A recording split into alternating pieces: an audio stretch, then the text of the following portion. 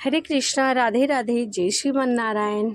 आज हम सुनेंगे ज्येष्ठ मास महात्म अध्याय 25 सत्यवान सावित्री कथा वर्णन। तो आइए मन में श्री हरि का ध्यान करते हुए कथा को सुनते हैं। स्कंद जी बोले कि हे ऋषि नारद जी के चले जाने पर सब वृद्ध द्विज ऋत्विज पुरोहित वर्ग को बुलाकर पुण्य तिथि में राजा अश्वपति ने राजा द्युप्तमत सेन के आश्रम में जाने के लिए यात्रा की, ताकि वहां जाकर विवाह की बात कर सके, जिसे सावित्री ने वर रूप में वरा है। हे नृप, हे राजा अश्वपति ने राजा द्युप्तमत सेन के आश्रम में मेघावन में जाकर शाल वृक्ष के सहारे बैठे हुए महात्मा दीप्तमन से कहा। कुशा के आसन पर स्थित नेत्रहीन राजा को देखकर अश्वपति ने राजश्री द्युप्तमत सेन का यथाविधि पूजन किया और नियमित वचनों से अपना मंतव्य निवेदन किया कि वह किस कार्य के लिए यहाँ आए हुए हैं और कुश के आसन पर बैठे हुए हैं। कुछ उनका विचार सत्यवान के विषय में था, सब कुछ कह दिया और अपना अभिमान भी कह दिया। सारा कुछ कहने, सुनने और सुनाने के बाद इसके पश्चात कहने लगे कि हे राजश्री, मेरी शोभना कन्या सावित्री नाम की है। हे धर्मयज्ञ, आप उसको अपनी पुत्र वधू के रूप में ग्रहण करिए, क्योंकि वह सत्यवान से विवाह करना चाहती है। राजा द्युप्तमत सेन बोले कि हे राजन, हम लोग राज्य से बिछड़े हुए हैं, वनवास का आश्रय लेकर तपस्वियों के धर्म जैसा अपना जीवन व्यतीत करते हैं। हमारे पास कुछ भी नहीं है। इस वनवास के आश्रम में हम रहते हैं। इस वनवास के अलावा हमारे पास कुछ भी नहीं है। जो भी रूखा सूखा हमें जंगल से प्राप्त होता है उसे हम ग्रहण करते हैं। अयोग्य आपकी कन्या इस शीत को किस प्रकार सहन कर सकेगी, क्योंकि ना तो हमारे पास प्राप्त भोजन है और ना ही कोई सुख सुविधाएं हैं। राजा अश्वपति कहने लगे कि हे राजा, समस्त बातों को जानकर ही उन्होंने तुम्हारे बेटे सत्यवान को पति के रूप में वरा है। आपके पुत्र का साथ ही इसका विवाह संबंध स्वर्ग के समान सुखदायी होगा। इसमें कोई संशय नहीं, क्योंकि मैंने अपनी पुत्री को बहुत समझाया था, परंतु वह ना मानी।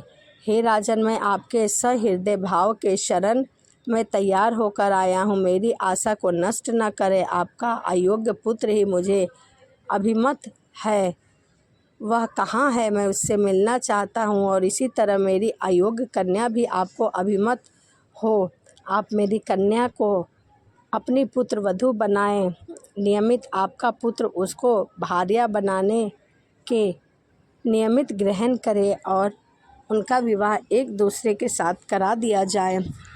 राजा दीप्तसेन बोले कि हे राजन, मेरा विचार पहले ही आपके साथ संबंध करने का था, परंतु इस समय मैं राज्यहीन हूँ, इसीलिए मैंने अपना विचार बदल दिया और मैंने अपना विचार आपसे कह लिया। इसके पश्चात दोनों राजाओं ने आश्रम वासी सभी द्विजों को एकत्रित करके विधि पूर्वक विवाह संस्कार करा दिया। उसी समय सत्यवान और सावित्री का विवाह संपन्न हुआ। राजा अश्वपति वर के अयोग्य कन्या का सामग्री सहित दान करके परम हर्ष के साथ अपने घर को वापस आ गए। सत्यवान सर्वगुण संपन्न उस भार्या को पाकर अति प्रसन्न हुआ तथा सावित्री भी इच्छित वर को पाकर अत्यंत प्रसन्न थी, क्योंकि दोनों एक दूसरे को पाकर बहुत प्रसन्न थे, क्योंकि दोनों में सभी अच्छे गुण थे।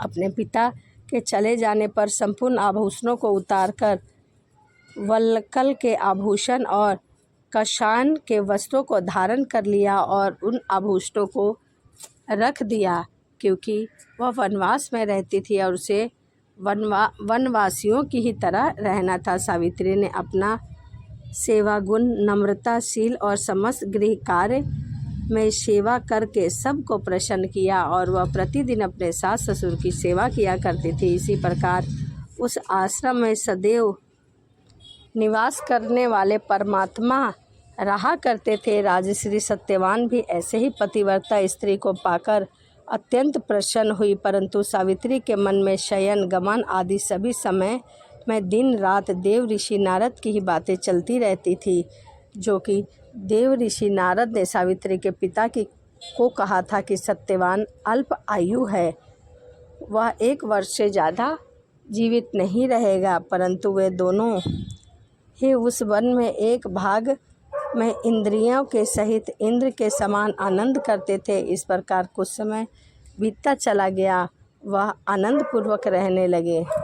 इति श्री ज्येष्ठ मासे महात्म सत्यवान सावित्री कथा वर्णन 25वां अध्याय संपूर्ण। इसी के साथ ज्येष्ठ मास की कथा अध्याय 25 से ही संपूर्ण होता है। तो चलिए वीडियो को समाप्त करते हैं और मिलते हैं अगली वीडियो में। सभी को राधे राधे, जय श्रीमन नारायण, हरे कृष्णा।